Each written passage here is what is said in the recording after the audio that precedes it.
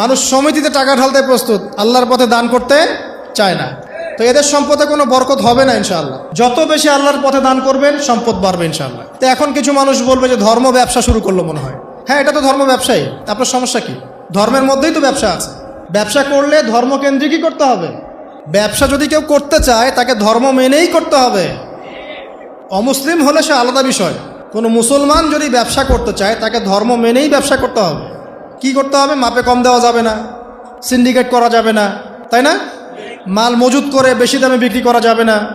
আছে না এগুলো নিয়ম? আছে না? আছে। যখন সমাজে একটা রেট চলছে, দাম চলছে, নিজে ইচ্ছা করে দাম বাড়িয়ে দেওয়া যাবে? যাবে না। তো যদি ব্যবসা আপনি করতেই চান তাহলে তো আপনাকে ধর্ম মেনেই করতে হবে। তো সমস্যা কোথায়? আর আল্লাহর পথে এইসব দান খয়রাত কি ধর্ম ব্যবসার মধ্যে পড়ে?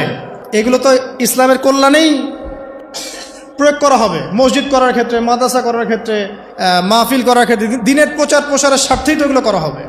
তো দিনকে কেন্দ্র করে, দিনকে এগিয়ে নেওয়ার জন্য যদি দান সৎকাও ব্যবসা হয়ে যায় তাহলে দুনিয়া এগিয়ে নেওয়ার জন্য আপনারা যা করছেন এটা তো দুনিয়া ব্যবসা, তাই না?